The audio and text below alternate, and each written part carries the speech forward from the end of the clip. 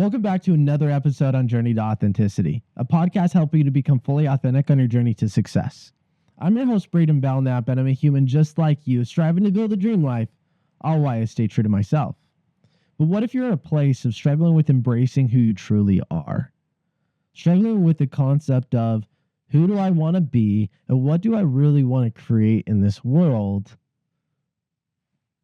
With the concept that you're actually just struggling to take steps forward.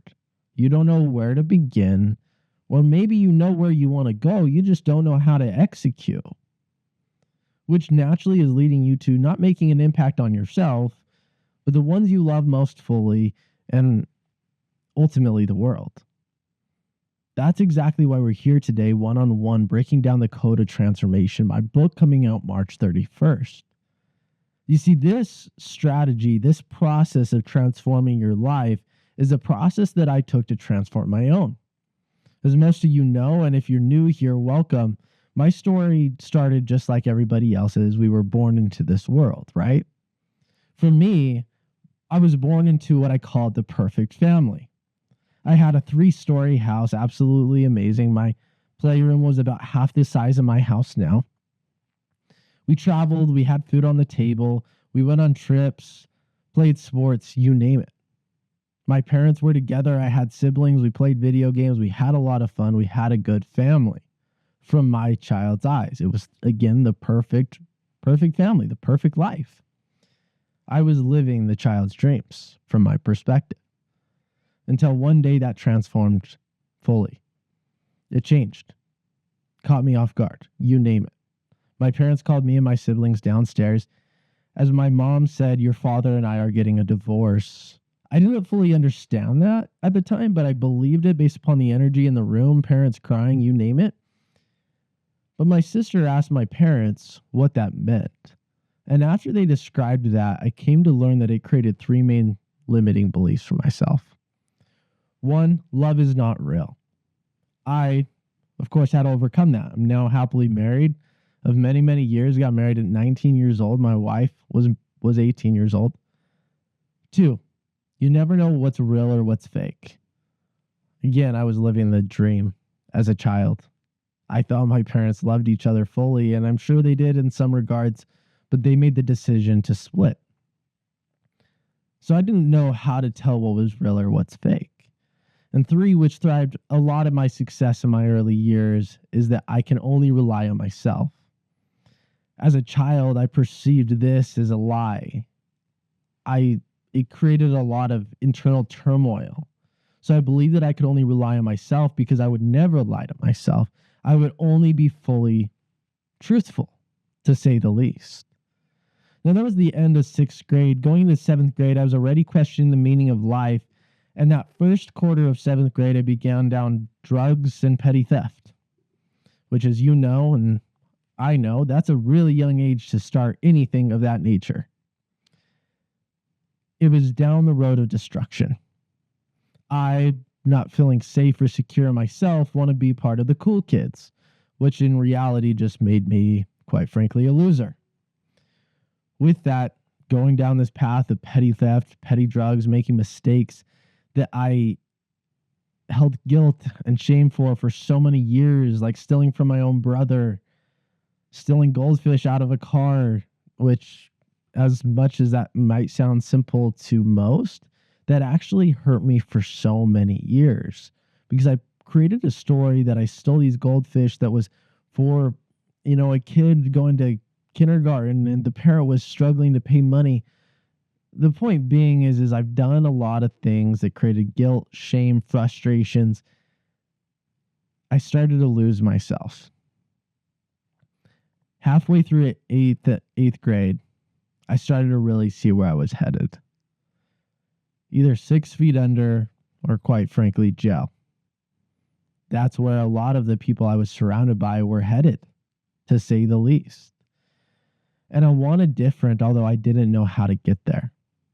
I didn't know who to trust, who I could go to. And the people that were actually the cool kids didn't necessarily want to hang out with me, and I don't blame them at all. I had to figure it out myself. That didn't change anything. I continued down this path And close to ninth grade, super high, super drunk with all my friends in my basement, I hear the words in the back of my head, go to the bathroom. Now, I didn't have to go to the bathroom at this time, but I listened. And as I closed the door, a light came over me and I'm immediately sober as I hear the words that you will either transform and make an impact or you will die before you graduate high school. I sat for just a moment. I was almost speechless, but this is the first time in the longest time I looked myself in the mirror and I saw myself for who I truly was. Beneath all the crap, the layer of dirt essentially around myself, of the mistakes, the frustrations, the emotional turmoil, I just simply saw me for who I was. And obviously at that time, I walked out and nothing changed except one thing, and that was my emotions. They got worse, whether you want to call it depression, anxiety, frustration, shame, guilt. I was still operating out of the same lifestyle I was, although I knew I was capable of more.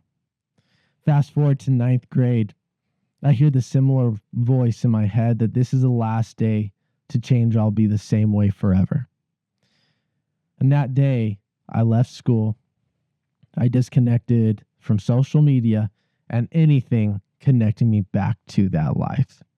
And that summer, I started to pick up books, podcasts, YouTube videos. I learned to transform my own life. Fast forward, at 16, jumped into sales, met my beautiful wife now, started my first company at 17, ended that for the sole purpose of doing what I knew was my purpose, which is helping people to transform their lives, truly becoming their authentic self, getting clear on their vision, transforming their life to ultimately make an impact on themselves, the ones they love most, their community, as well as the world. So the question is how, right? I mean, the why is to be our best selves, to make an impact, to really live the life that we dream of, whether that's selfishly that I want to really live this life fully because we only get one. And the other aspects that are very big whys of you have a wife that's relying on you or a husband, you have kids, you have family that need you to be your best self. Other reasons might be that you're a believer in God or in whatever you want to put a name to that, God, universe, Buddha, Jesus, you name it, that you naturally want to be your best self so that you can ultimately accomplish the destiny of who you're intended to be and what you're intended to do. Whatever your reason is, there's a why, but the question is how. How can you really start to embrace yourself? How can you really start to create that vision for life of who you want to be and what you want to do? How do you really start to transform your life so that you can be that and so that you can achieve that? And how can you make that lasting impact? Well, for me, as I was creating this process of, hey, Braiden, these are my thoughts. Braiden, how do you transform your life? Like, how did I transform my life? And as I look through my story, the first key to everything in any transformation, period, end of story, is awareness. I had to become aware. After my transformation, after I ended the drugs, the petty theft, this, that, and the third, my emotions didn't go away. My shame, my guilt, my frustrations, my anxiety. At a drop of a hat, my emotions were gone. They were out of control. I had such heavy emotions that if I knew that I did something wrong and something mentioned something even similar to it, I was triggered into thoughts, emotions, and behaviors that were not close to what my best self was. I was hurt internally from everything that I did based upon my choices. And so I had to become so clear. I had to look myself in the mirror and really come up with the things that I must transform, the things that I need to apologize to myself for, God, people around me, the ones that I love, like my brother. And I needed to transform that. after the fact. So I became aware, right? I really saw the fact that stealing from my brother, mainly, this is the biggest one of them all, is the fact that I hurt him, but I hurt me and I hurt our relationship. I knew what I did. And even though I stopped that behavior, my brother deserved an apology and my brother deserved to be paid back. And so for me at the time, I was still working through my emotions. I promised myself that I would pay him back before I got married. And that promise to myself really helped me start to work through those emotions, be okay with what I did, find peace with my past. As I looked at it, I saw how it impacted me, my family, the ones I loved most. And I saw how apologizing would make an even bigger impact. When you're aware, you have to become aware of the good, the bad, and the ugly. Again, I'm going to emphasize the good. I realized that through me working through these emotions, these thoughts, these behaviors, and really journaling about them, meditating on them, thinking about them, pondering on them. Sometimes it was a long drive of really looking at who I have been in the past and what I did and what was causing this emotional turmoil.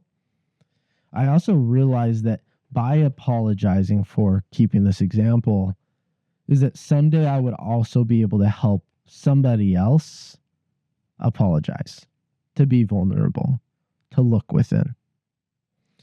Whatever you're aware of as you're thinking about this, maybe you're thinking, oh, I could really apologize for this. I could really work through these emotions. Also think about that flip side of what it will be like for you and others once you transform that. Become aware of the pain and the pleasures. And the question is for how. For this example, the overcome was the fact that I had apologized to my brother. I had to pay him back. And I was set on that it would be done. And later on, proposed to my amazing wife. And before we got married, I paid him back. And it was phenomenal. It helped lift a weight off my shoulders, but it also helped me and my brother get closer. Now, this leads into identity, right? Who are you? Now, I'm here to tell you, if you do 3 things in your life, whether it's your identity, building relationships, if you do 3 things naturally, you're going to succeed with yourself and others. That's 1, to keep your word. If you make a promise to yourself or anybody else in this world, spouse, kids, a family member, even a stranger, you do it. 2, you do your best. As we create visions, which we'll talk about, we obviously create a vision of a linear path. But in reality, there's the pits, there's the hills, there's the walls, there's the snakes, the spiders, you name it. Do your best and then grow. If you go and execute something and you fall short, as long as you did your best, that's enough. And you know whether you're doing your best or not. You can't lie to yourself. You know whether you're doing your best or not. So just simply grow after that. Keep trying, keep persisting, and keep doing better. Identity, you really need to become okay with the terms of past, present, and future self. A lot of the time we try to forget the past, right? For example, mine. I wanted to forget my past at first so badly. I wanted to leave it all behind me. But again, if somebody mentioned anything from my past, at a drop of a hat, my emotions and my thoughts were out of control. I would cry, you name it. It affected me so much. So in my identity, I really had to come to terms and find peace with my past. The past is not something to be forgotten. The past is intended to forgive yourself, forgive others. That doesn't mean forget, it means to forgive and to find peace, which naturally allows you to embrace your present self more. And as we look at the past, sometimes it can create depression. And as we look to the future, sometimes it can create anxiety. But if we bring all three of these in harmony, we can bring our past forward, we can show up in our present that ultimately leads to our future of being the best version of ourselves and creating the most optimal life that, quite frankly, you deserve to live. We all deserve a good life. We all deserve to be in peace, to embrace ourselves. The question is will you actually accomplish it? And that's a choice. Now, this leads to the spirit, mind, and body, right? Keeping your word, doing your best, and growing. Align with this. Spirit, mind, body is in harmony. It's oftentimes, and quite frankly, I used to, for the longest time, I was honestly on paper creating some success. Although I was missing the spirit piece, which left me feeling out of harmony with myself. It is crucial to consistently build your spirit with a higher power. I'm not even telling you what to believe here. I'm not telling you that you need to believe in God or the universe or Jesus or Buddha or the universe. I probably said that already. The point is it doesn't matter what you believe in, even if it's the mountain outside. It's just crucial that you're looking up to something greater than yourself, because when there's something greater than you always have something greater to work towards. You have that purpose, that why of, I am looking to become this and achieve this so that, and then you can fill in the blank. Mind. Maybe you're dealing with some emotional turmoil, just like I used to be experiencing. You don't feel peaceful in your day to day. Maybe you're struggling waking up in the morning or going to sleep at night. You don't have the purpose of having that schedule so that you can be your best self and accomplish great things. Build your mind so strong over time, and this isn't a leap, this is a consistent process, so that you can be your best self. And then, of course, your body. Don't lie to yourself. You know whether the food you're eating is good for you or not. You know whether you're drinking the right drinks. You know whether you're eating at the right time. Mastering your body, mind, and spirit is honestly quite simple. This ties into action, but everything that you do ultimately can be scheduled and can be a standard in your life. For example, your spirit. Put it on your schedule to go to church, read the Bible, read about all the religions in the world, read about law of attraction. Whatever it's necessary, build your spirit.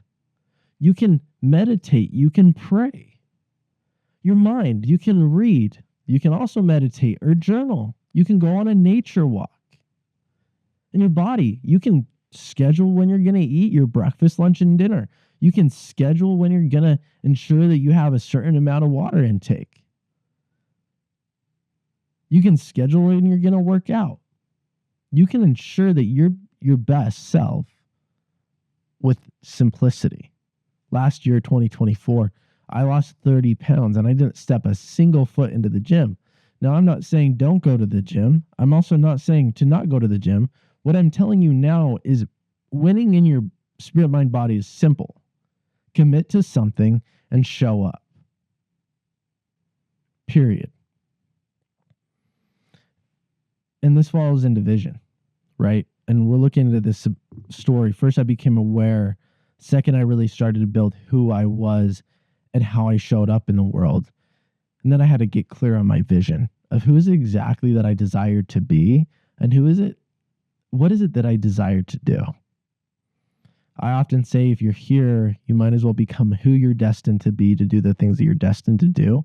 And those first three really create the person that you're destined to be. Now we're molding into what you're destined to do so that you can accomplish that.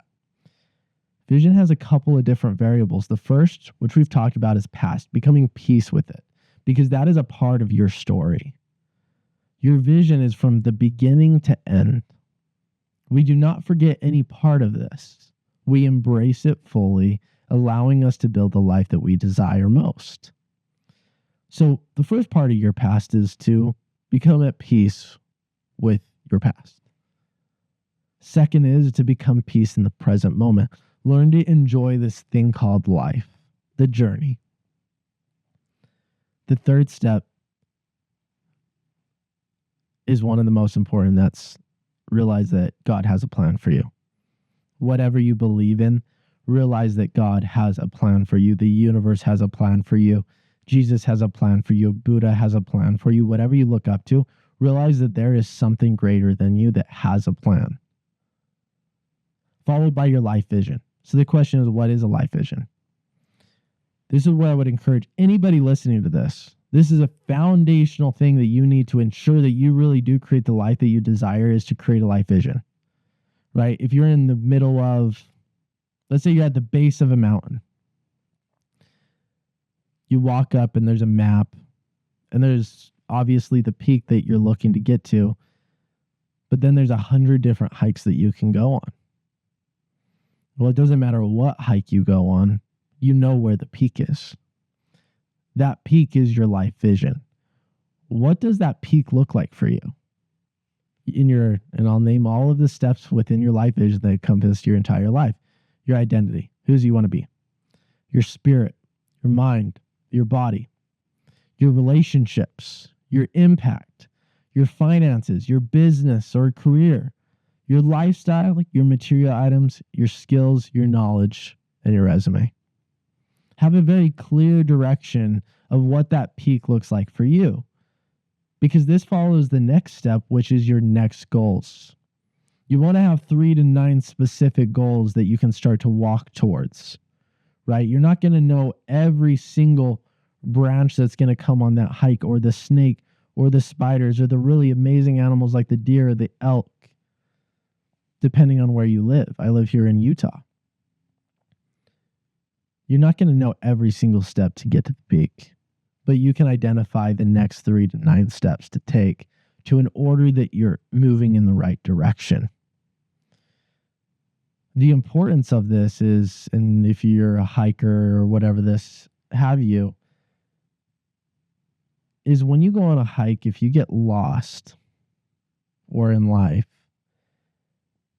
naturally speaking, oftentimes if you don't have a compass or something of that nature giving you direction, you're going to end up going in circles. You're going to get lost. And in turn, you don't get to the peak. When you encompass and embrace this vision and you truly take the time to develop this, you have the compass in your hand. You have the next 3 to 9 goals. And when you accomplish each one, then you identify the next step, and then the next step, and the next step.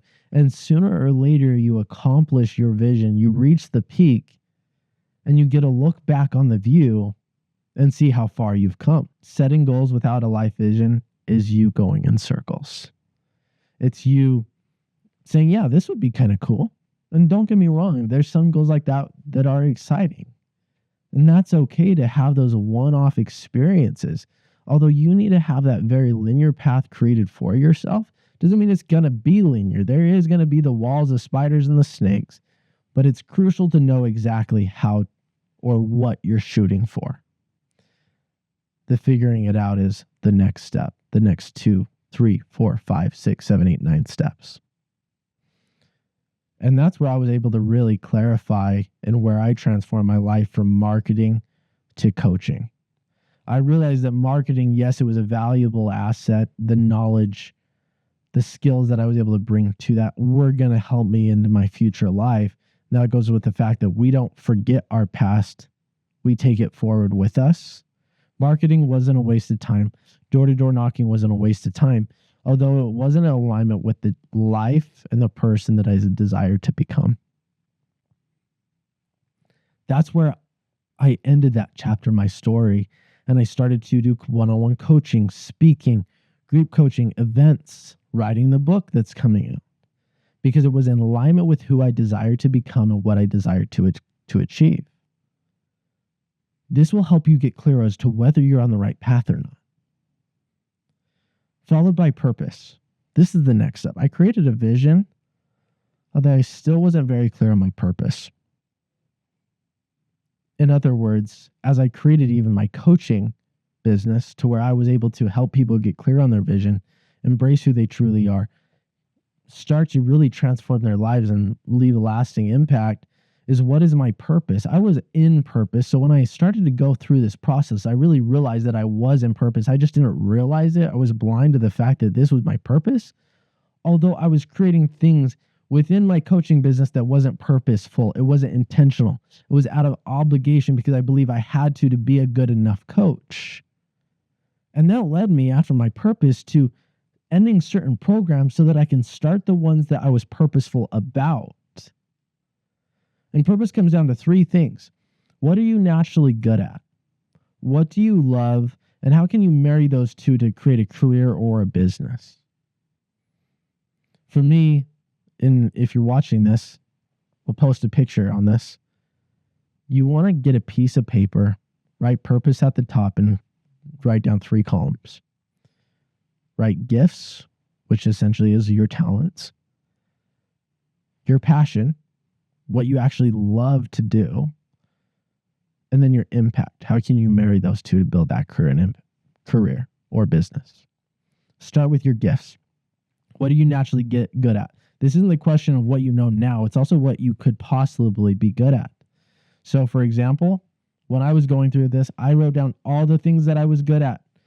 Connecting, relationships, one-on-one coaching, speaking, podcasting. I went through this and what am I actually good at? Interviewing, you name it.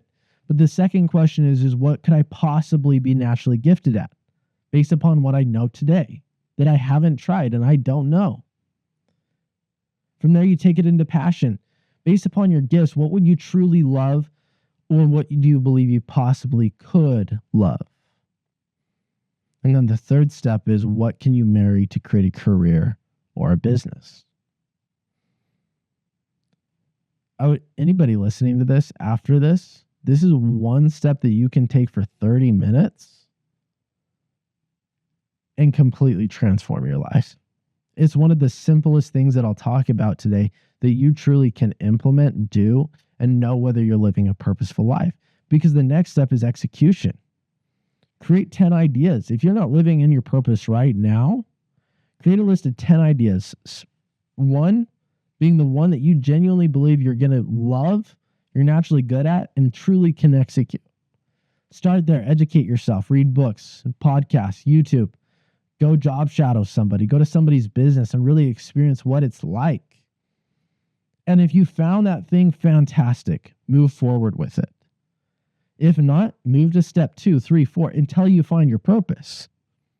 Again, to reiterate, whether you take a month or a year on one, that doesn't mean it was a waste of time. It's this mountain. Like I mentioned, you can have 100 different trails to get to the peak. And sometimes when you're hiking, you're going to end one hike, and then you're going to have an option for 3. This is purpose. You take every single thing you experience with you forward.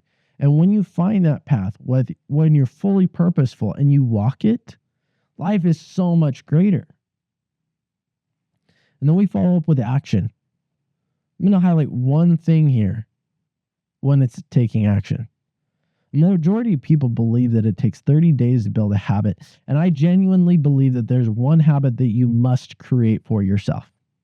If you're going to win in life, with yourself, relationships, business, you name it. Schedule. You can schedule, like I mentioned, in spirit, mind, body, all of those aspects. You can start to schedule if you're running a business, your marketing, your sales, your operations, product development, creation.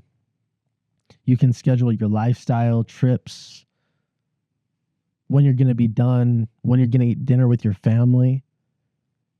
You can schedule your time that you're going to read or what you're going to dedicate to your purpose to find what you truly want to align yourself with. Everything that you can schedule. So the question is, how do you operate an efficient schedule? 1, find something, right? Google calendars, Outlook, Apple calendars work great. The only rule of thumb is that calendar has to have recurring events to make it seamless. So paper calendars are off the board. Writing down can be powerful. It's not to say that you can't use that to manage your tasks, to say the least, to figure out what's a priority, what's not a priority. Although you must ensure a schedule has reoccurring events. Because then you can start to schedule reoccurring events like working out, church, prayer, meetings that are reoccurring. You can start to really develop this. And then on a day-to-day basis, the night before, you schedule your next day. On Sunday, you schedule your next 2 weeks just to get a familiar blueprint in there. But when you schedule your next day the day before, the night before, that's locked in. Unless of emergency, that's locked in. And that's actually going to allow you to be your best self and create the most optimal life for you, followed by impact, right? This is the last piece. Quite frankly, if you did the first 6 correctly or efficiently, or you're still on the journey of doing, naturally you're going to make an impact. Because as you really develop who you are, what you're doing, and you execute it, you're going to become your best version of you. You're going to connect with the ones you love most in your circle, care about most. And naturally, by having that energy of who you are, embracing that, creating that transformative life, really taking that steps, having a clear vision, and you're operating out on that journey, on that path, even when it gets hard, you are going to be a force of good for everybody. Anybody that comes around you, you're naturally going to make better. You're going to connect intentionally. You're going to have those one-on-one conversations where you truly can show it and be yourself. And by sharing your story of transformation, what you're doing, what you have done, and what you're doing next, you inspire everybody else to do the same. Because quite frankly, the story of your transformation is the exact blueprint, the exact story that somebody else needs to hear to know that they can as well. With that in mind, I'm so excited for you guys to read The Code of Transformation coming out March 31st so that you truly can embrace yourself. You can create a clear vision for who you want to be and what you want to do.